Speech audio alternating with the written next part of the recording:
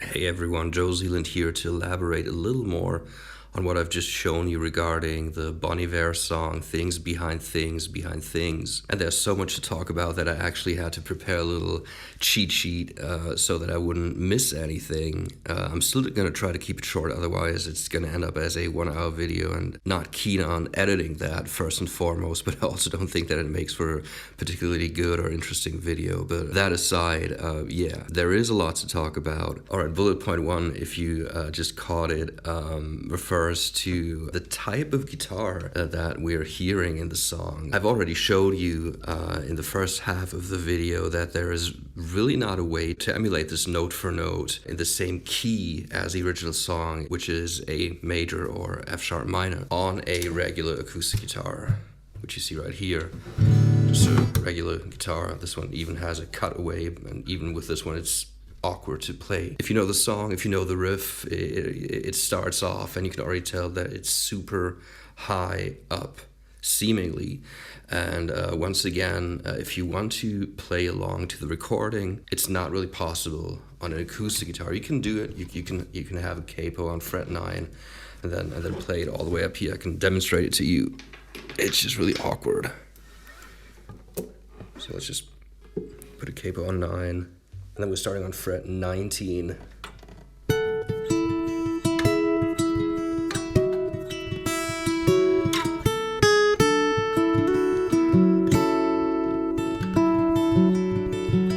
It might not even translate that well onto the screen, but it's incredibly uncomfortable to play. So if you have an electric guitar, that is the easiest way to play along to the recording. I've also hinted at a live version that I've come across. Just look for Bon Iver Things Behind Things live on YouTube, and that one is actually just in A minor or C major.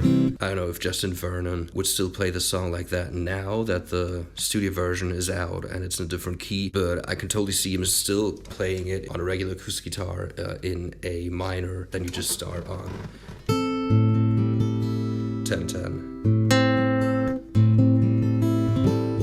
So that is what Justin Vernon appears to be doing live himself. However, playing the song with a capo on fret 9 on an electric guitar, you can maybe tell that the notes are correct and the picking pattern is pretty accurate. However, it still doesn't exactly sound like the recording, and the reason for that is that I think that it's some sort of special guitar. I'm going to show something to you at the end, which is called a high-strung guitar or Nashville tuning. I don't want to spoil it, but I can already tell you that even with that type of guitar, with a regular high-strung guitar, regular Nashville tuning, even then it doesn't work. So there's got to be something even crazier going on, but we'll talk about it at the end of the video.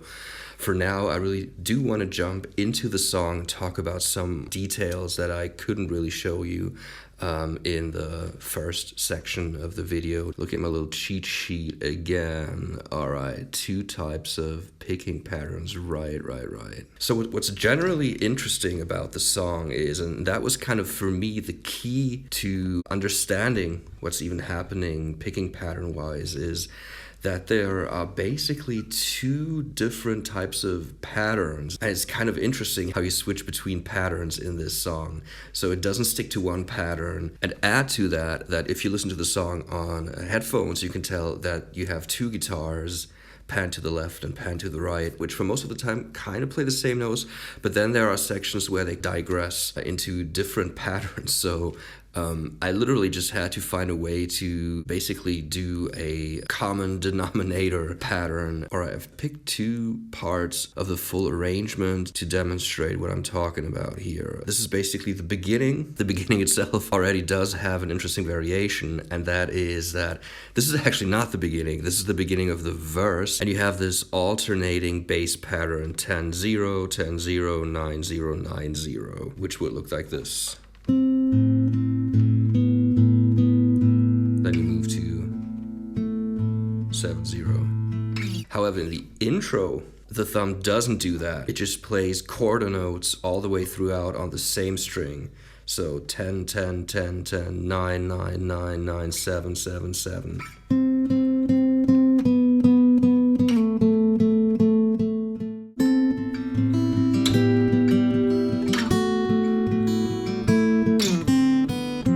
Whereas in the verse, we get this alternating pattern. So 10, 0, 9, 0, 7, 0.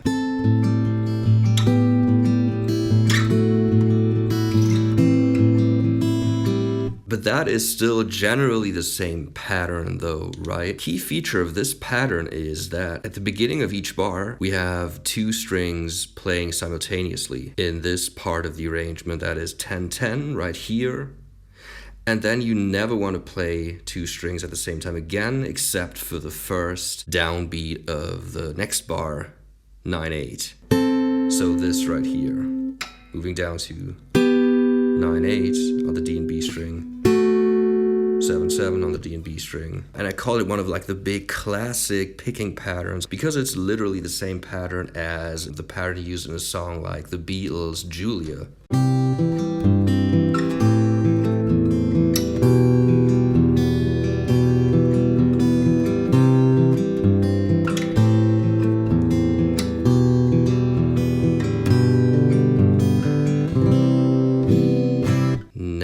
Let's look at 2 bars of the chorus. Well, I guess it's the pre-chorus, actually.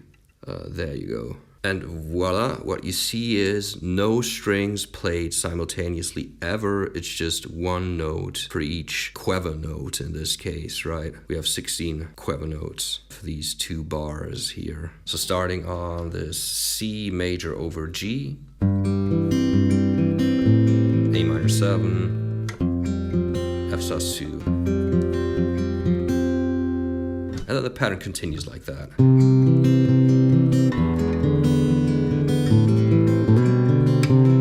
And yeah, no strings are ever played at the same time in this pattern. What we're keeping in this pattern though is this alternating bass. Once again, look at what's happening in green here. 3, 2, 3, 2, 0, 2, 0, 2, and so on and so on. So that stays the same, but the crazy part is if we once again look at the first 2 bars that I've shown you, while we do have this alternating bass pattern here as well, it's essentially flipped, and we don't play the low string first, but we play the higher of the 2 bass strings first. Now, where does that switch occur? When do we switch from one pattern to the other? I typically switch to it when we land on the clean F sus2 chord in the verse for the first time.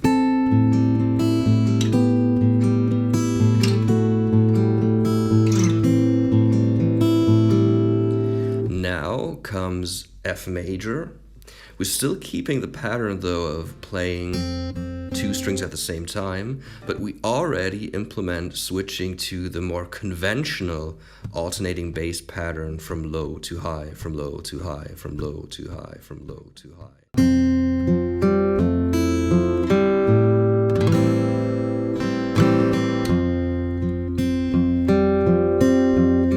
See, and now we're in the other pattern, leading into the pre-chorus.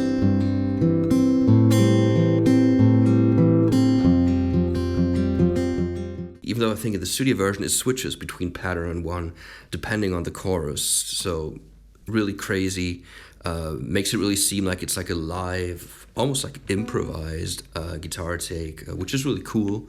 But yeah, that makes it harder for people like me trying to explain to you what's happening in the song. All right, final thought regarding these patterns.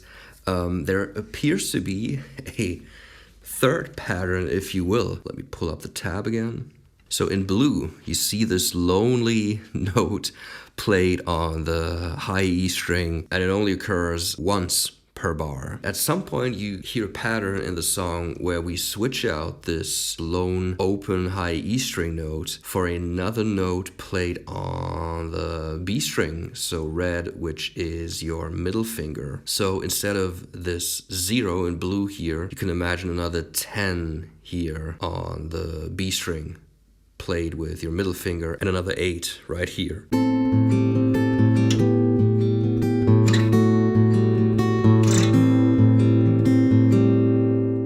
So yeah, that is also definitely happening in the song, and it's once again super inconsistent. It happens here and there and everywhere. Once again, this is not meant to be played along to note for note, I think. There are so many variations. Again, we can't talk about all of them and go through them bar for bar for bar. We'd be sitting here for 3 or 4 hours. So we do have to move on to the next bullet point. Bullet point 3, chord variations.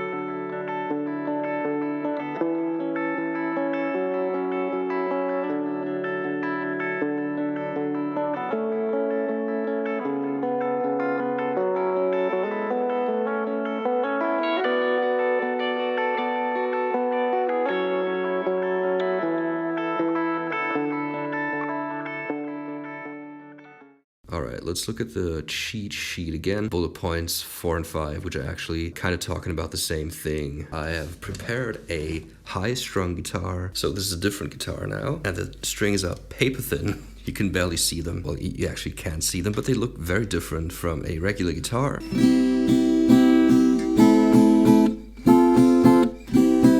Essentially, it's like standard tuning, except the E, A, D, and G string are an octave up.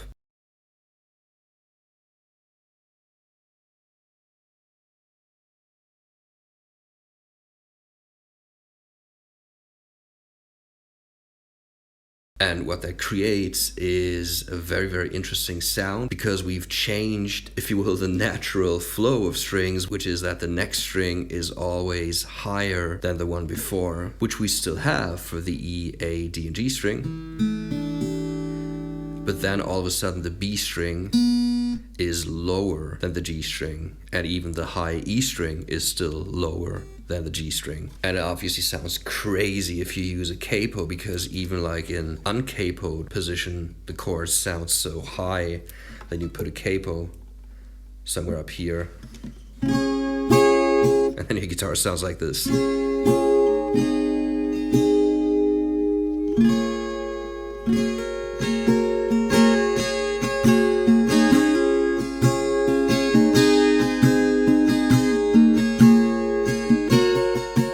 And when I first listened to Things Behind Things Behind Things, that was kind of the vibe that I was getting. It reminded me of another Bon Iver song, arguably their most popular, at least most famous song maybe, which is Holocene.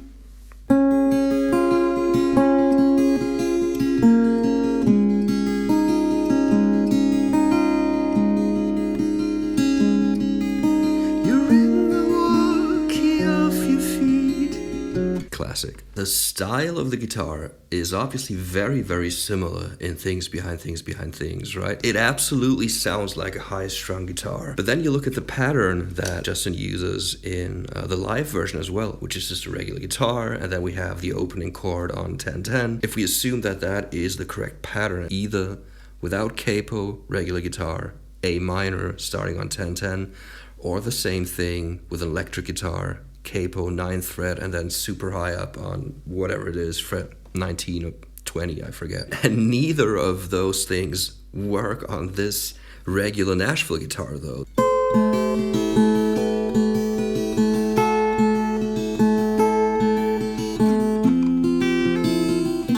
It doesn't sound remotely like the studio version. Let's put just for funsies, let's put capo on fret 9, and then it's just gonna sound ridiculous. Check this out.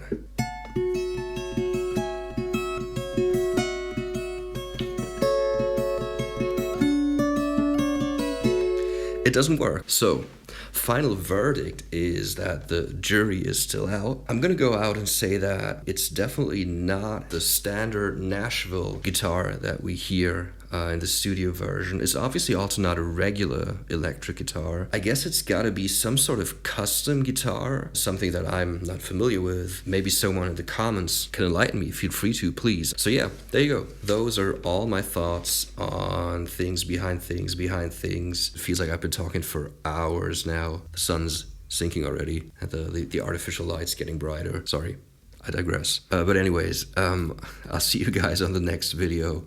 Thank you so much, and Joe Zealand is out.